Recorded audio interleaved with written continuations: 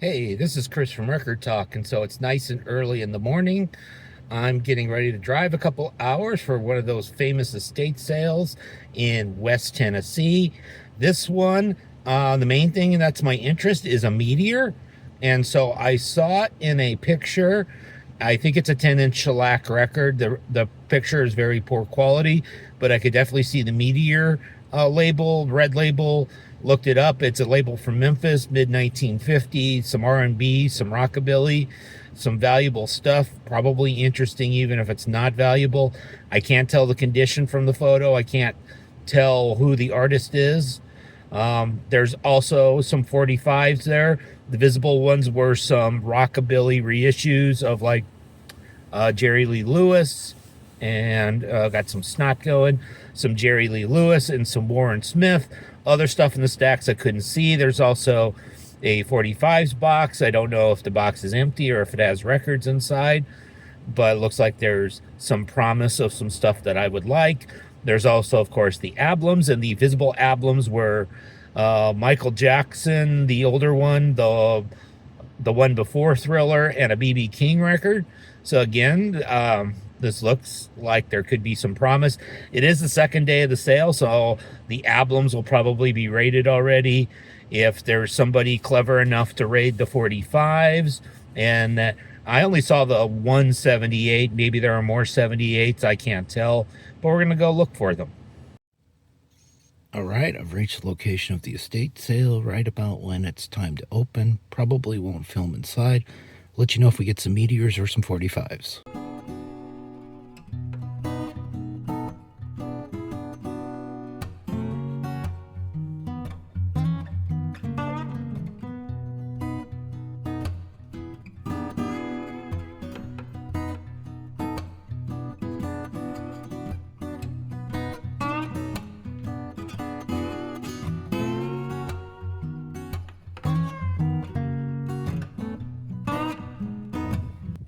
All right, no filming inside because the 45s were right by the cash register and the guy running the estate sale.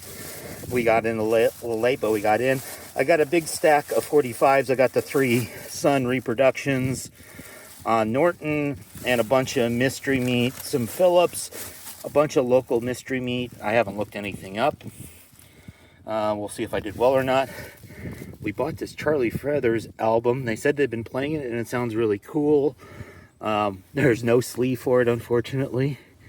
That Meteor record, I was asking the guy running the sale, and they sold that yesterday for $25, and it was signed, and he said it looked it up and it was probably worth a couple hundred. I don't know exactly who it was by, but I knew I was going to get beat to that kind of way that I got beat to the Chessman record last year. Hey, so here's the haul from the estate sale in Halls. I missed the Meteor, but got some other stuff. So now in a generic sleeve, this is that Charlie Feathers record. Like the first time I've ever bought like a sleeveless 12-inch vinyl before. On the Barrel House label out of Chicago, Rockabilly, but in 1974. It's about a $30 record if it has the sleeve. Somebody's trying to get $18 for another copy without a sleeve. I got this for $5, and it's really good stuff, so I feel happy with that. I bought a bunch of sleeves, so it's mostly Elvis sleeves. I actually don't have any of these singles, but if I pick up these singles cheap without a sleeve, I can unite them with the sleeve. There you go. We'll just look at them.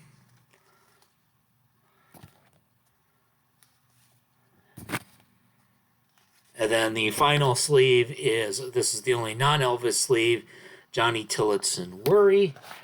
And then there were the Sun reissues on the Norton label. So these were like a jukebox series reissues that all come in like these Norton Company sleeves. They got like a little Sun logo, and they list everything. I got 3 of them from this series. So there's like Warren Smith and Mac Vickery on one of them. And then we've got one of them with Sonny Burgess, We Want a Boogie. And we got Carl Perkins and Warren Smith, Put Your Cat Clothes On. So again, these reissues were from 2001. And these are like about $8 records each, and I definitely got them for less than that. A couple things on the Philips International label from Jeb Stewart. I Bet You're Gonna Like It from 1962, about a $20 record. And I Ain't Never by Jeb Stewart and the Clippers, also from 1962, probably about a $10, $11 record, because of course we want to know values. Some of you don't care about that. I don't know if this is a company sleeve or just something it's in.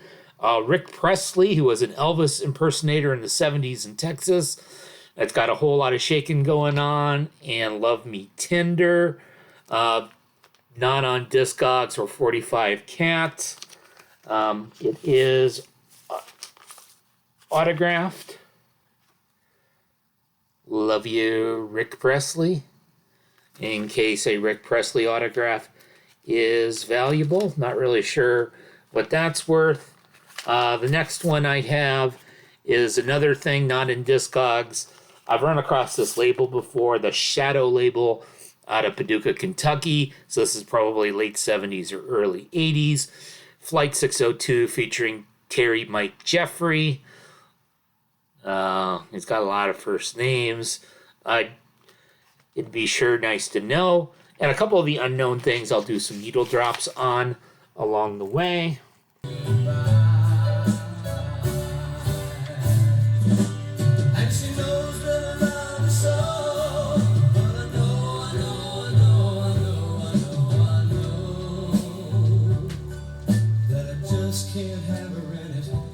Hurts me so. Well, I know I yes to do. Yeah, I do.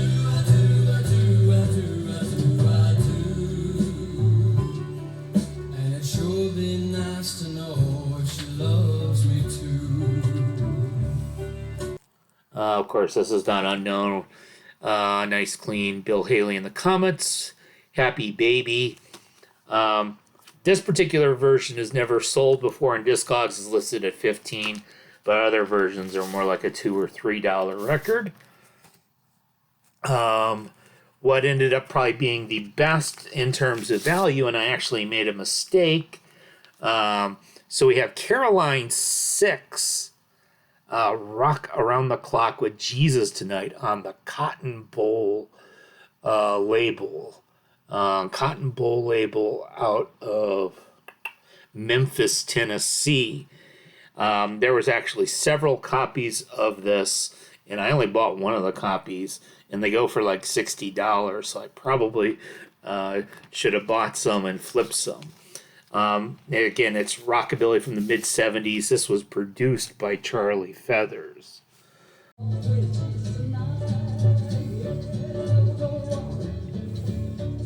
We're gonna rock around the clock with Jesus tonight. We're gonna walk right up to heaven's land. We're gonna open up the door for meet the man. We're gonna walk around the clock with Jesus tonight.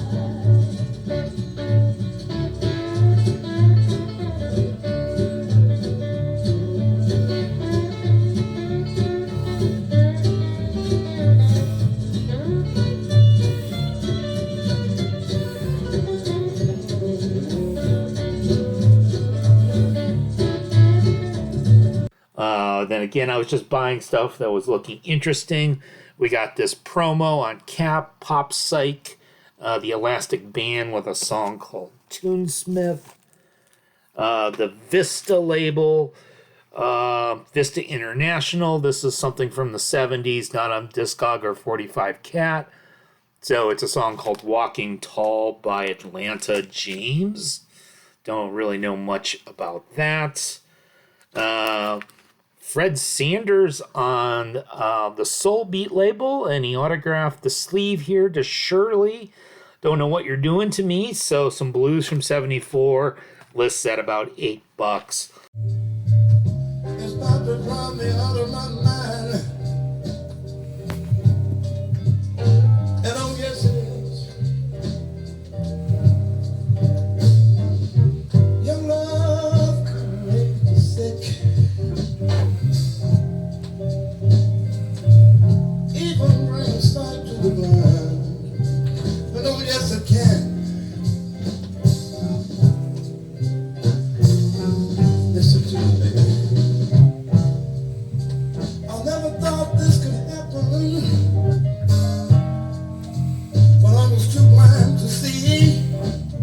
A couple records by this fellow named Doyle Nelson. So this one's on Coro Records. It's got Blueberry Hill on one side and a whole lot of shaking on the other side. So obviously some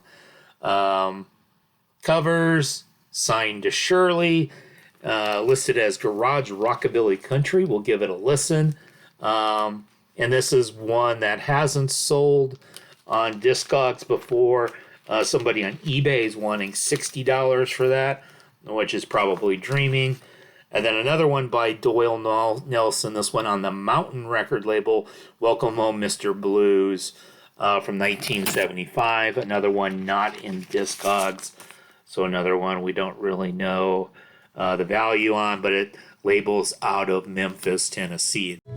Would be coming round at the south, calling on me. Why, of course, I might have known, should have been expecting you. Come on in and sit right down now. Why, hello, Mr. Blue.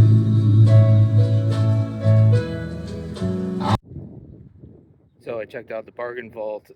Pretty much it looked like all the records were the same records that were there when I was there before, except they only had the records I didn't want left, so I didn't buy anything there. I popped into this other thrift store that I'd gone to on the previous visit where I didn't buy anything. Their 45s were gone. I did dig through their albums.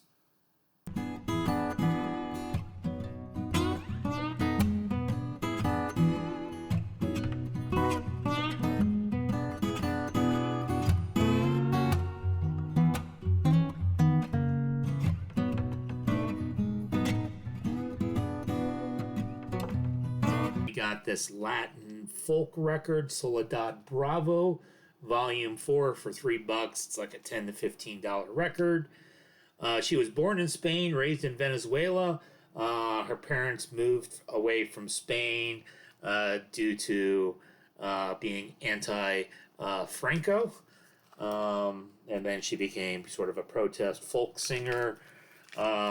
This came out in 1970. This is like a reissue from Mexico in, I think, 1983. All right, we've been here before. This is the UC, their record store. They've got all those boxes of 45s to dig through. I guess I'm going to dig through some more today.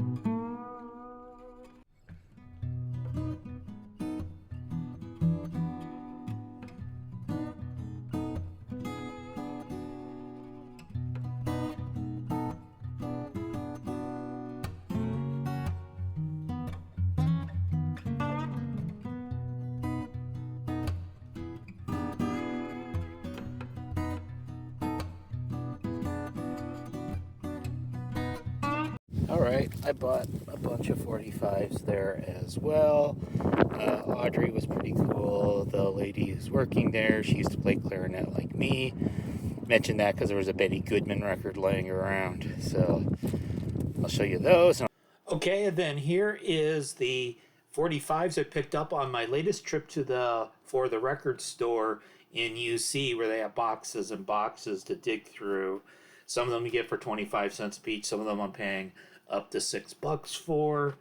So we got Sinead O'Connor, kind of in her vocal big band era from 1992. One of these for jukebox only record. Success Has Made a Failure of Me.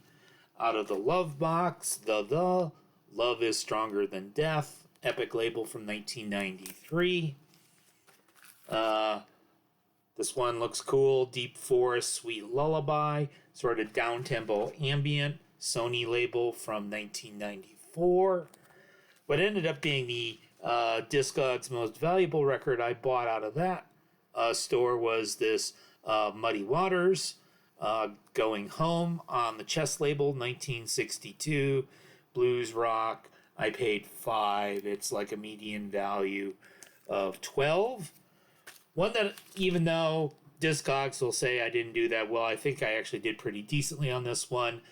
This is the Swingin' Medallions, Double Shot of My Baby's Love, Smash 1966 Garage. I paid $6 there. At want $3. This one's like near mint. Got the what's probably the quote-unquote birth sleeve, and I honestly don't think that this record had ever been played. Weird Unknown 90s, we got Bodico, High Window on the Feedbag label from 1995. This is garage punkabilly, not particularly worth anything.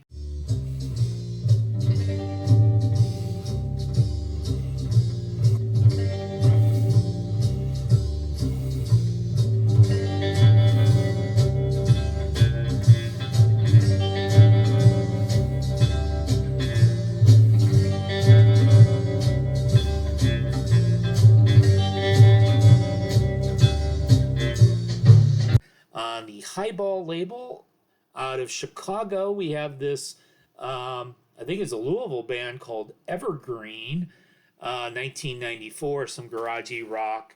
And in particular, you may recognize the name Britt Walford, who was the drummer for Slint.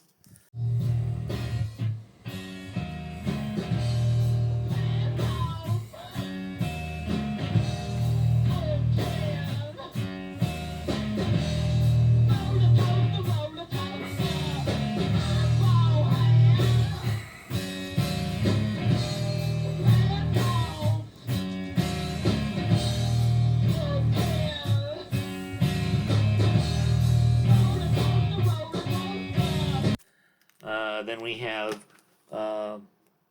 Crappy Nightmareville with Neutron Dracula.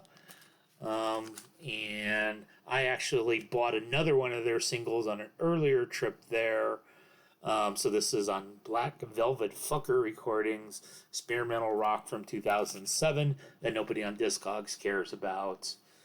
And then some picture sleeve 80s stuff, Hot House Flowers, I'm Sorry, kind of your Celtic folk rock from 1988. Men at Work, It's a Mistake. I just couldn't turn down that geopolitical picture sleeve there, back when the U.S. and Russia were enemies. And then our favorite trans person from the 1970s, Dick Feller with the Credit Card Song from 1972. And then I'm not going to pass up a cheap James Brown single, Let a Man Come In and Do the Popcorn.